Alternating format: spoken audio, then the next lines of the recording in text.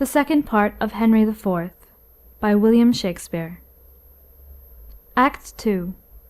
Scene 1. London, a street. Enter hostess with 2 officers, Fang and Snare. Master Fang, have you entered the action? It is entered.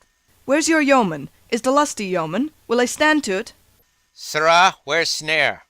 Oh, Lord, aye, good Master Snare. Here. Snare, we must arrest Sir John Falstaff. Yea, good Master Snare, I have entered him and all. It may chance cost some of our lives, for he will stab. Alas the day, take heed of him, he stabbed me in mine own house, and that most beastly. In good faith, I cares not what mischief he does, if his weapon be out. He will foin like any devil, he will spare neither man, woman, nor child. If I can close with him, I care not for his thrust. No, nor I neither. I'll be at your elbow. And I but fist him once, and a come but within my vice. I am undone by his going. I warrant you he's an infinitive thing upon my score. Good Master Fang, hold him sure. Good Master Snare, let him not scape. A comes continually to Pye Corner, saving your manhoods, to buy a saddle, and he is indicted to dinner to the Lubber's Head in Lombard Street, to Master Smooth's the silkman. I pray you, since my Exeon is entered, and my case so openly known to the world, let him be brought in to his answer.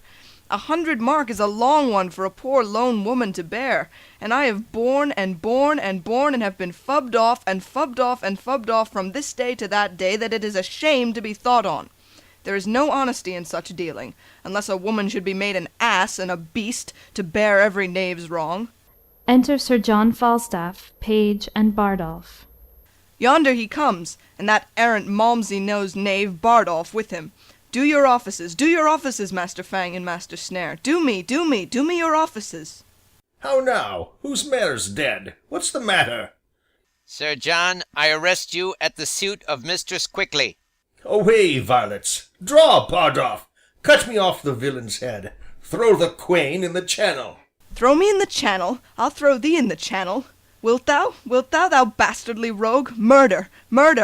Ah, thou honeysuckle villain, wilt thou kill God's officers and the king's? Ah, thou honeyseed rogue, thou art a honeyseed, a man-queller and a woman-queller. Keep them off, Bardolph. A rescue! A rescue! Good people, bring a rescue or two. Thou what thou? Thou what thou? Do, thou rogue, do, thou hempseed. Away, you scullion, you rampalion, you fustelarian, I'll tickle your catastrophe. Enter the Lord Chief Justice and his men. What is the matter? Keep the peace here, who? Good my lord, be good to me, I beseech you, stand to me. How now, Sir John? What are you brawling here? Doth this become your place, your time and business? You should have been well on your way to Jock. Stand from him, fellow, wherefore hangest thou upon him? O my most worshipful lord, and please your grace, I am a poor widow of Eastcheap, and he is arrested at my suit. For what sum? It is more than for some, my lord, it is for all I have. He hath eaten me out of house and home, he hath put all my substance into that fat belly of his. But I will have some of it out again, or I will ride thee a nights like a mare. I think I am as like to ride the mare, if I have any vantage of ground to get up. How comes this, Sir John? Fie, what man of good temper would endure this tempest of exclamation? Are you not ashamed to enforce a poor widow to so rough a course to come by her own? What is the gross sum that I owe thee? Marry, if thou wert an honest man, thyself and the money too. Thou didst swear to me upon a parcel gilt goblet sitting in my dolphin chamber at the round table by a sea-coal fire upon Wednesday in Weeson week, when the prince broke thy head for liking his father to singing man of Windsor. Thou didst swear to me then, as I was washing thy wound, to marry me and make me my lady thy wife. Canst thou deny it?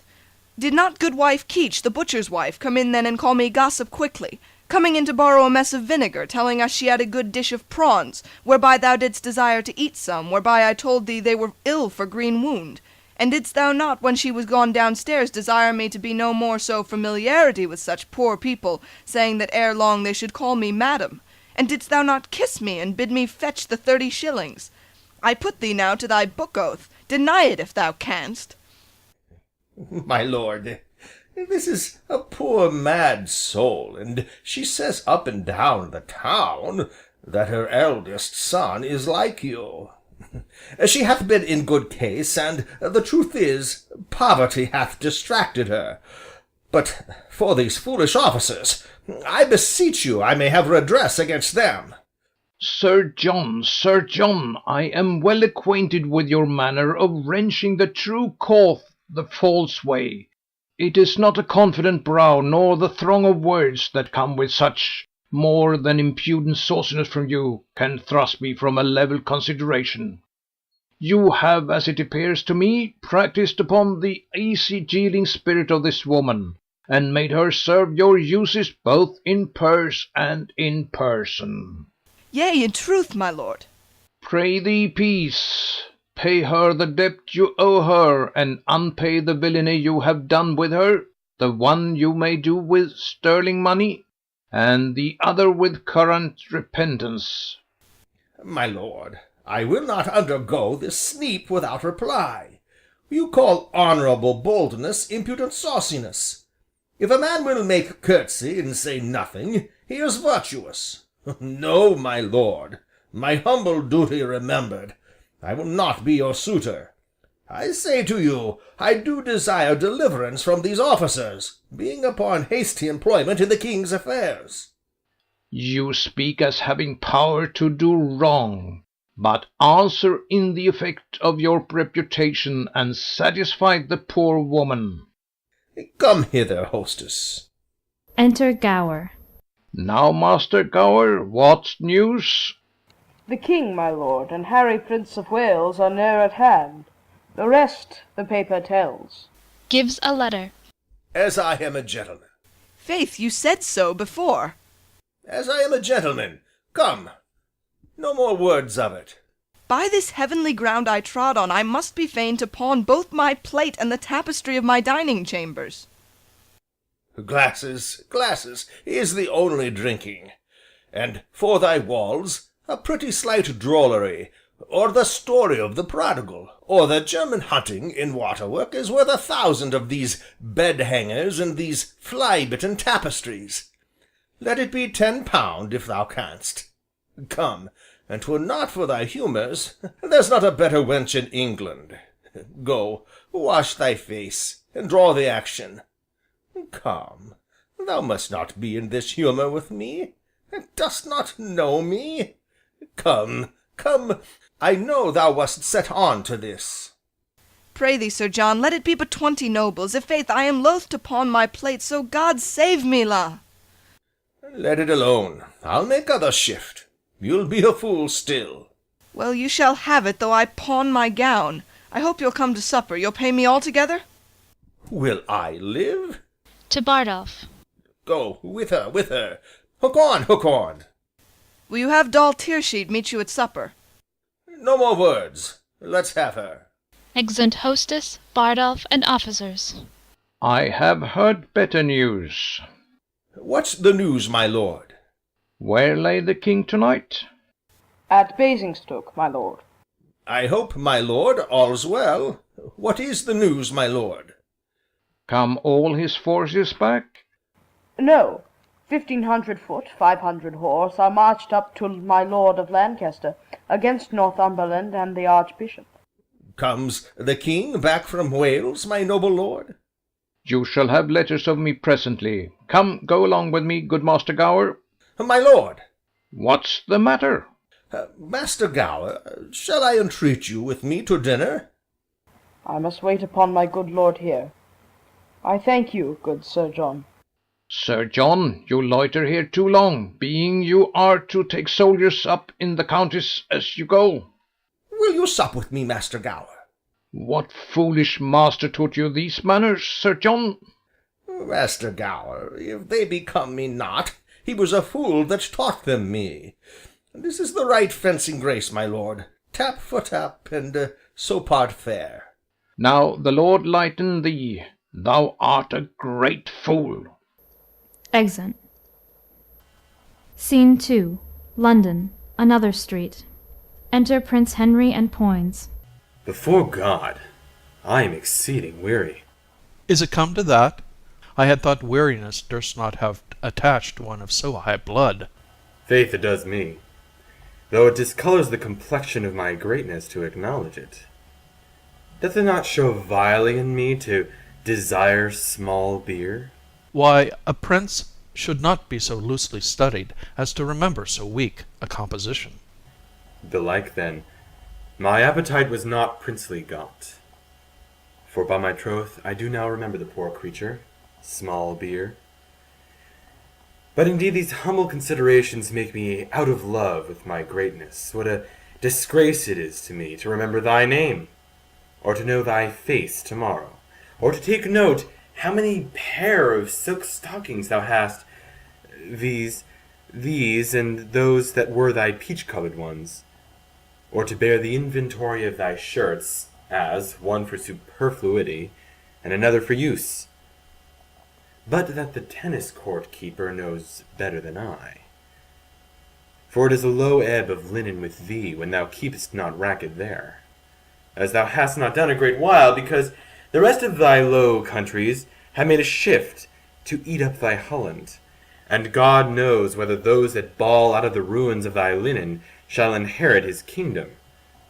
But the midwives say the children are not in the fault, whereupon the world increases, and kindreds are mightily strengthened. How ill it follows, after you have labored so hard, you should talk so idly. Tell me, how many good young princes would do so, their fathers being so sick as yours at this time is? Shall I tell thee one thing, Poins? Yes, faith, and let it be an excellent good thing. It shall serve among wits of no higher breeding than thine. Go to. I stand the push of your one thing that you will tell. Mary, I tell thee, it is not meet that I should be sad, now my father is sick. Albeit I could tell to thee, as to one it pleases me, for fault of a better to call my friend, I could be sad, and sad indeed too. Very hardly upon such a subject. By this hand, thou thinkest me as far in the devil's book as thou, and Falstaff, for obduracy and persistency. Let the end try the man. But I tell thee, my heart bleeds inwardly that my father is so sick, and keeping such vile company as thou art, hath in reason taken from me all ostentation of sorrow. The reason? What wouldst thou think of me, if I should weep? I would think thee a most princely hypocrite. It would be every man's thought, and thou art a blessed fellow to think as every man thinks. Never a man's thought in the world keeps the roadway better than thine. Every man would think me an hypocrite indeed. And what excites your most worshipful thought to think so? Why, because you have been so lewd and so much engraft to Falstaff. And to thee. By this light I am well spoke on. I can hear it with mine own ears. The worst that they can say of me is that I am a second brother, and that I am a proper fellow of my hands. And those two things, I confess, I cannot help. By the mass, here comes Bardolph. Enter Bardolph and Page. And the boy that I gave Falstaff, I had him from thee, Christian. And look, if the fat villain have not transformed him ape. God save your grace. And yours, most noble Bardolph. Come, you virtuous ass, you bashful fool, must you be blushing? Wherefore blush you now? What a maidenly man-at-arms are you become! Is it such a matter to get a Pottlepot's maidenhead? Calls me e'en now, my lord, through a red lattice, and I could discern no part of his face from the window. At last I spied his eyes, and methought he had made 2 holes in the alewife's new petticoat, and so peeped through. Has not the boy profited? Away, you worse than upright rabbit, away. Away, you rascally Althea's dream, away. Instruct us, boy. What dream, boy? Marry, my lord, Althea dreamt she was delivered of a firebrand, and therefore I call him her dream. A crown's worth of good interpretation. There 'tis, boy. Oh, that this blossom could be kept from cankers. Well, there's 6pence to preserve thee. And you do not make him be hanged among you, the gallows shall have wrong. And how doth thy master, Bardolph? Well, my lord, he heard of your grace's coming to town. Here's a letter for you. delivered with good respect. And how doth the Martelmas, your master? In bodily health, sir. Marry, the immortal part needs a physician, but that moves not him. Though that be sick, it dies not. I do allow this well to be as familiar with me as my dog. And he holds his place, for, look you, how he writes. Reads. John Falstaff, Knight. Every man must know that as oft as he has occasion to name himself, even like those that are kin to the king, for they never prick their finger, but they say, "There's some of the king's blood spilt." How comes that? Says he, that takes upon him not to conceive. The answer is as ready as a borrower's cap. I am the king's poor cousin, sir. Nay, they will be kin to us, or they will fetch it from Japhet. But the letter Reads. Sir John Falstaff, knight, to the son of the king nearest his father, Harry Prince of Wales, greeting. Why, this is a certificate. Peace. Reads. I will imitate the honorable Romans in brevity. He sure means brevity and breath, short-winded. Reads. I commend me to thee, I commend thee, and I leave thee. Be not too familiar with Poins, for he misuses thy favours so much that he swears thou art to marry his sister Nell. Repent at idle times as thou mayst, and so farewell. Thine by yea and no, which is as much to say as thou usest him, Jack Falstaff with my familiars, John with my brothers and sisters, and Sir John with all Europe. My lord, I'll steep this letter in sack, and make him eat it. That's to make him eat 20 of his words. But do you use me thus, Ned? Must I marry your sister? God send the wench no worse fortune. But I never said so. Well, thus we play the fools with the time, and the spirits of the wise sit in the clouds and mock us. Is your master here in London? Yea, my lord. Where sups he?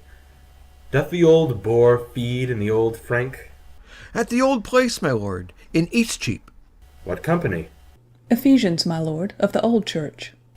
Sup any women with him? None, my lord, but old Mistress Quickly and Mistress Doll Tearsheet. What pagan may that be? A proper gentlewoman, sir, and a kinswoman of my master's. Even such kin as the parish heifers are to the town bull. Shall we sail upon them, Ned, at supper? I am your shadow, my lord. I'll follow you. Sirrah, you boy, and Bardolph. No word to your master that I am yet come to town. There's for your silence. I have no tongue, sir. And for mine, sir, I will govern it. Fare you well. Go. Exeunt Bardolph and Page. This dull tearsheet should be some road. I warrant you, as common as the way between St. Albans and London. How might we see Falstaff bestow himself tonight in his true colours, and not ourselves be seen?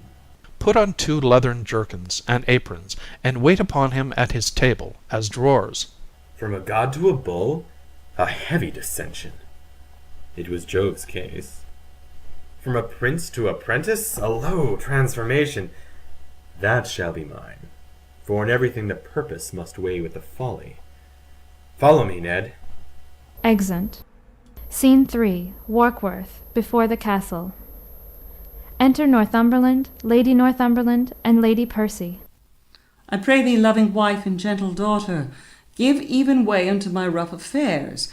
Put not you on the visage of the times, and be, like them, to Percy troublesome.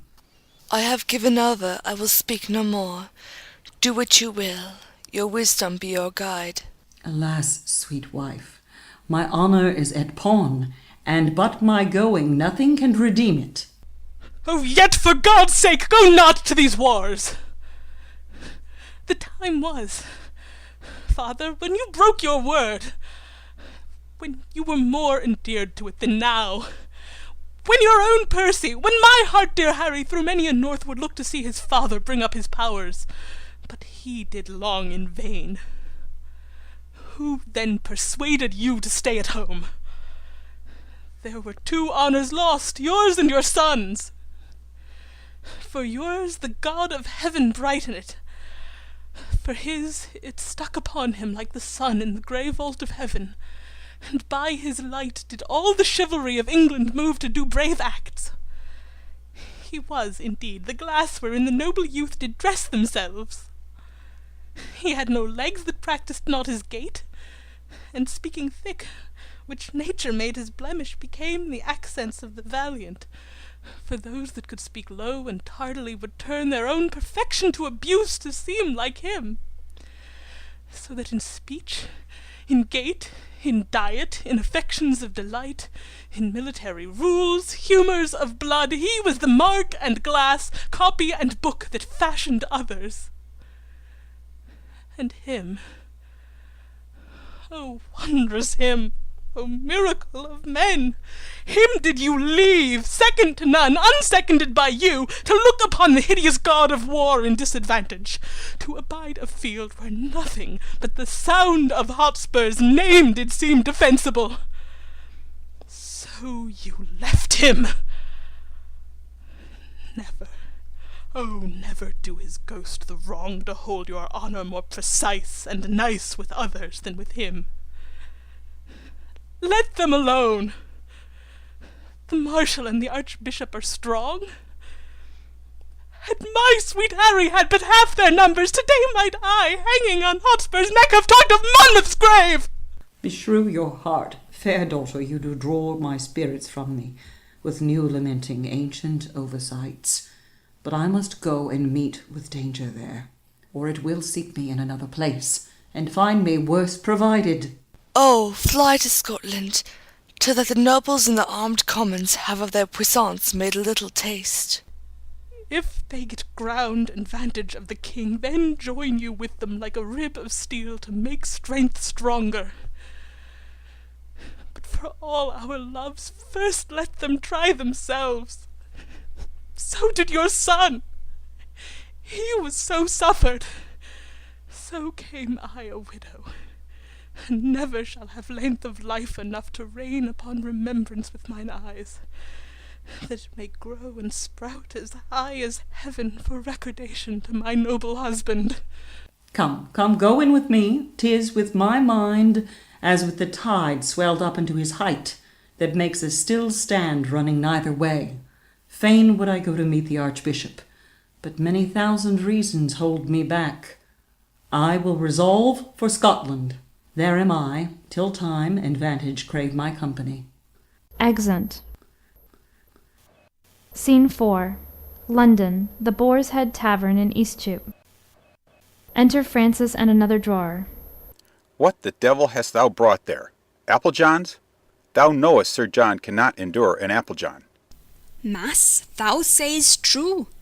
The prince once set a dish of apple johns before him, and told him there were 5 more Sir Johns, and, putting off his hat, said, I will now take my leave of these 6 dry, round, old, withered knights.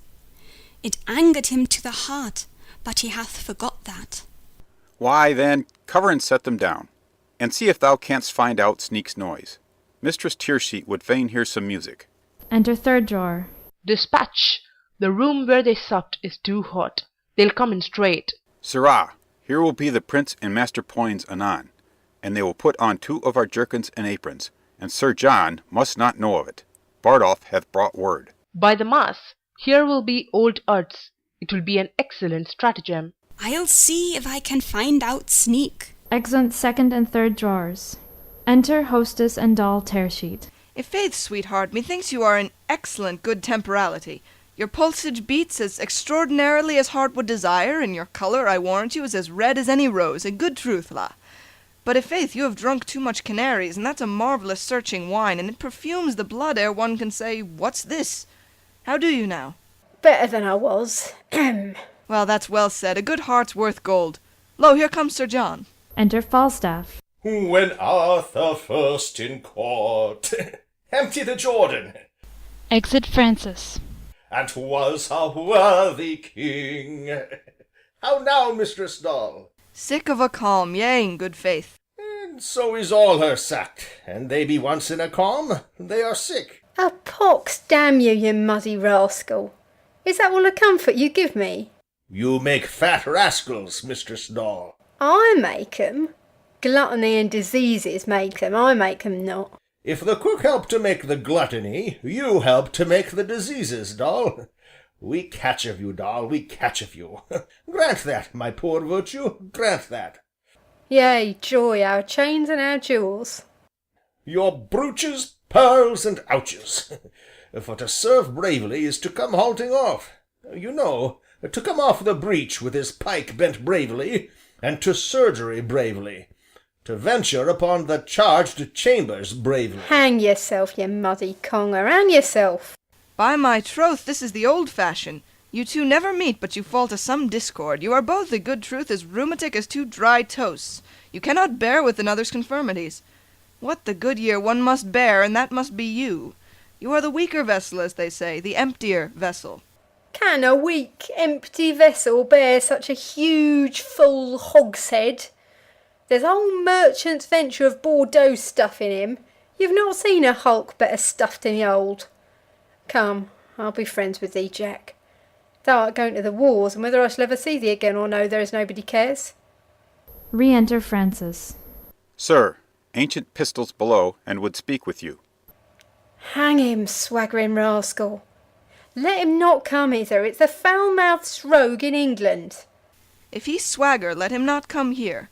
No, by my faith. I must live among my neighbours. I'll no swaggerers. I am in good name and fame with the very best. Shut the door. There comes no swaggerers here. I have not lived all this while to have swaggering now. Shut the door, I pray you.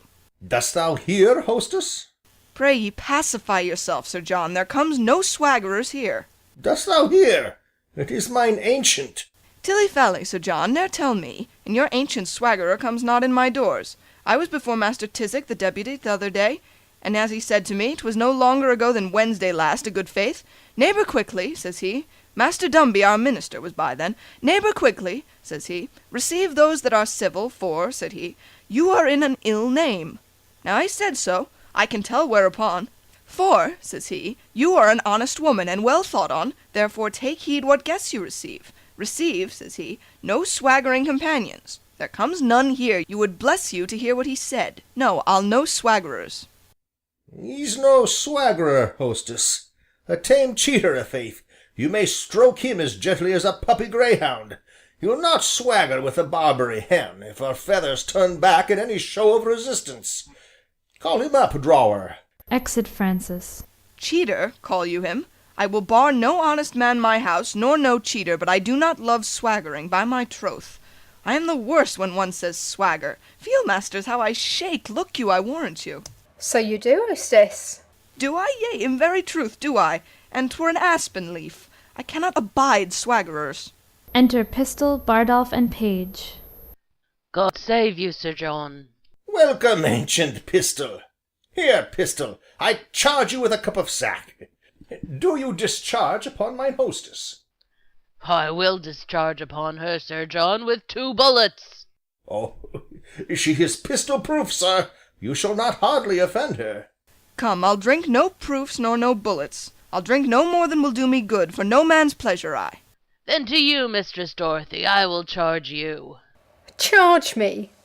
I scorn you, scurvy companion. What, you poor, base, rascally, cheating, lack-linen mate? Away, you mouldy rogue, away. I am meat for your master. I know you, Mistress Dorothy. Away, you cut-purse rascal, you filthy bung, away. By this wine I'll thrust my knife in your mouldy chaps, and you play the saucy cuttle with me. Away, you bottle-ale rascal, you basket-hilt stale juggler, you.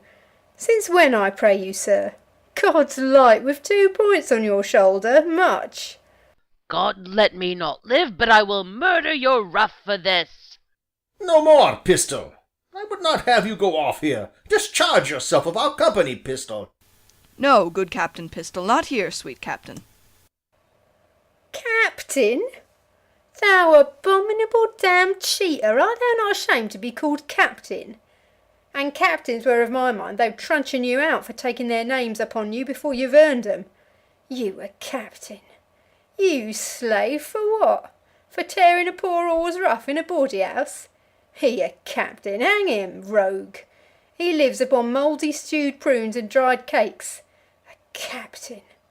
God's light, these villains will make the word as odious as the word occupy, which was an excellent good word before it was ill sorted. Therefore captains had need look to it. Pray thee go down, good ancient. Hark thee hither, Mistress Doll. Not I. I tell thee what, Corporal Bardolph, I could tear her. I'll be revenged of her. Pray thee go down.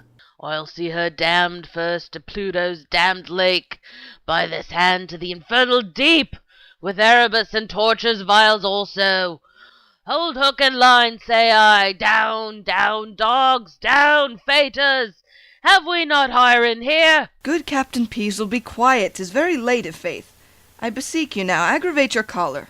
These be good humours indeed. Shall pack horses and hollow pampered jades of Asia, which cannot go but 30 mile a day, compare with Caesars, and with cannibals and Trojan Greeks? Nay, rather damn them with King Cerberus, and let the welkin roar!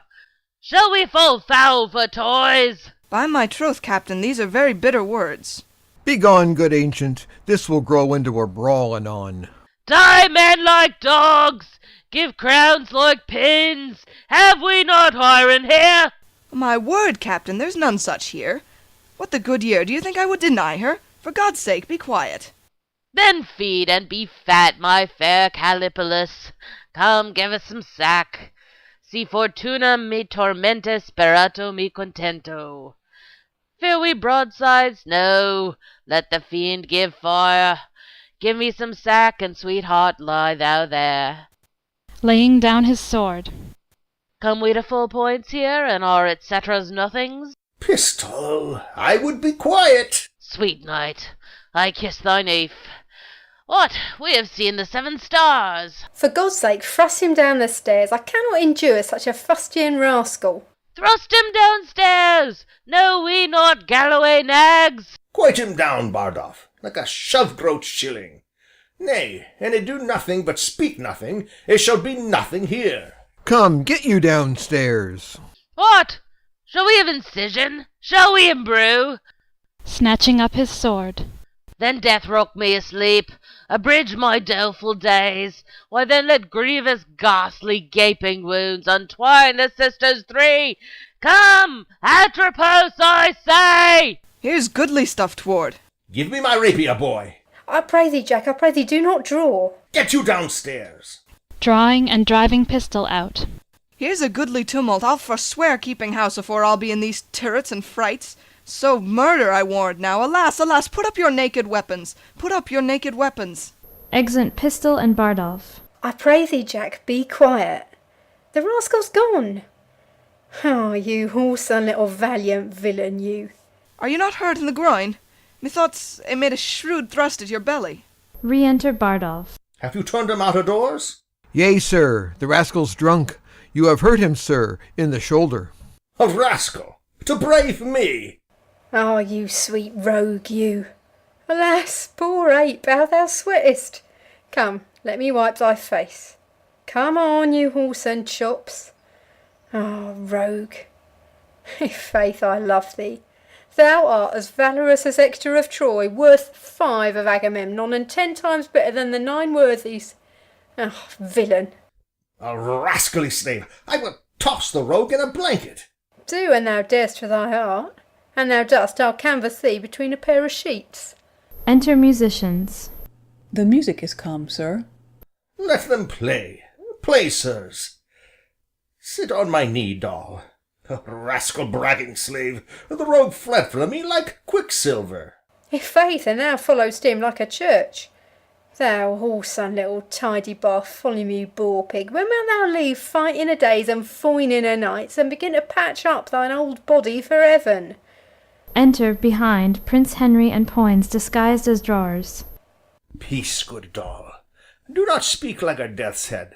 Do not bid me remember mine end. Cyril, what humour's the prince of? A good shallow young fellow. He would have made a good pantler. He would have chipped bread well. They say Poins has a good wit. He a good wit? Hang him, baboon! His wit's as thick as Tewkesbury mustard. There's no more conceit in him than is in a mallet. Why does the prince love him so, then? Because their legs are both of a bigness, and they plays at quoits well, and eats conger and fennel, and drinks off candles' ends for flapdragons, and rides the wild mare with the boys, and jumps upon joined stools, and swears with a good grace, and wears his boots very smooth, like unto the sign of the leg, and breeds no bait with telling of discreet stories, and such other gambol faculties a has, that show a weak mind in an able body, for the which the prince admits him, for the prince himself is such another. A weight of a hair will turn the scales between their avoirdupois. Would not this knave of a wheel have his ears cut off? Let's beat him before his whore. Look where the withered elder hath not his poll clawed like a parrot. Is it not strange that desire should so many years outlive performance? Kiss me, doll. Saturn and Venus this year in conjunction. What says the almanac to that? And look whether the fiery Trigon, his man, be not lisping to his master's old tables, his notebook, his counsel keeper. Thou dost give me flattering busses. By my troth, I kiss thee with a most constant heart. I am old. I love thee better than I love e'er a scurvy young boy of 'em all. What stuff wilt have a kirtle of? I shall receive money Thursday. Shalt have a cap tomorrow. A merry song, come. It grows late. Will to bed. Thou'lt forget me when I am gone. By my troth, thou'd set me a weeping an thou saidst so. Prove that ever I dress myself handsome till thy return. Well, hearken at the end. Some sack, Francis. Anon, sir. Advancing. Ha! A bastard son of the king's? And art thou not Poins, his brother? Why, thou globe of sinful continence, what a life dost thou lead? Better than thou. I am a gentleman. Thou art a drawer. Very true, sir. And I come to draw you out by the ears. Oh, the Lord preserve thy grace! By my troth, welcome to London. Now the Lord bless that sweet face of thine. Oh, Jesu, are you come from Wales? Thou whoreson mad compound of majesty! By this light flesh and corrupt blood thou art welcome. Leaning his band upon Doll. How, you fat fool, I scorn you. My lord, he will drive you out of your revenge, and turn all to a merriment, if you take not the heat. You, whoreson Candlemine, you! How vilely did you speak of me even now before this honest, virtuous, civil gentlewoman? God's blessing o' your good heart, and so she is, by my troth. Didst thou hear me? Yea, and you knew me as you did when you ran away by Gad's Hill. You knew I was at your back, and spoke it on purpose to try my patience.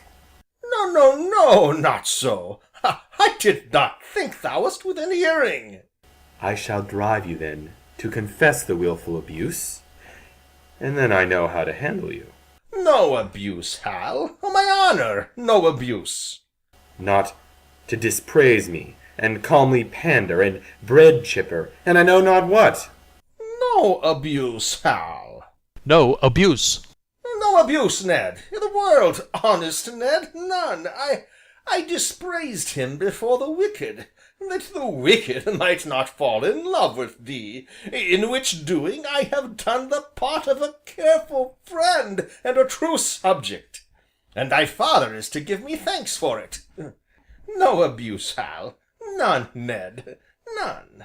No, faith, boys, none. See now, whether pure fear and entire cowardice doth not make me wrong. This virtuous gentleman to close with us? Is she of the wicked? Is thine hostess here of the wicked? Or is thy boy of the wicked? Or honest Bardolph, whose zeal burns in his nose, of the wicked? Answer, thou dead elm, answer. The fiend hath pricked down Bardolph irrecoverable, and his face is Lucifer's privy kitchen, where he doth nothing but roast maltworms. For the boy, there is a good angel about him, but the devil outbids him too. For the women? For one of them, she's in hell already, and burns poor souls. For the other, I owe her money, and whether she be damned for that, I know not. No, I warrant you. No, I think thou ought not. I think thou art quit for that. Marry, there is another indictment upon thee for suffering flesh to be eaten in thy house, contrary to the law, for the which I think thou wilt howl. All victuallers do so. What's a joint of mutton or two in a whole Lent? You, gentlewoman. What says your grace? His grace says, that which his flesh rebels against. Knocking within. Who knocks so loud at door? Look to the door there, Francis. Enter Peto. Peto, how now? What news? The king your father is at Westminster, and there are 20 weak and wearied posts come from the north. And as I came along I met and overtook a dozen captains, bareheaded, sweating, knocking at the taverns and asking every one for Sir John Falstaff. By heaven, Poins, I feel me much to blame. So idly to profane the precious time, and tempest of commotion like the south, born with black vapour, doth begin to melt and drop upon our bare unarmed heads. Give me my sword and cloak. Falstaff, good night. Exeunt Prince, Poins, Peto, and Bardolph. Now comes in the sweetest morsel of the night, and we must hence, and leave it unpicked. Knocking within. More knocking at the door. Re-enter Bardolph. How now? What's the matter? You must away to court, sir, presently. A dozen captains stay at door for you. To the page. Pay the musicians, sirrah. Farewell, hostess. Farewell, doll. You see, my good wenches, how men of merit are sought after. The undeserver may sleep, when the man of action is called on. Farewell, good wenches. If I be not sent away post, I will see you again ere I go. I cannot speak. If my heart be not ready to burst, well, sweet Jack, have a care of thyself. Farewell! Farewell! Exeunt Falstaff and Bardolph. Well, fare thee well. I have known thee these 29 years come peace god time, but an honester and truer hearted man, well, fare thee well. Within. Mistress Tearsheet. What's the matter? Within. Bid Mistress Tearsheet come to my master. Oh, run, doll, run, good, come. To Bardolph. She comes, blubbered. Yea, will you come, doll? Exeunt. End of Act 2.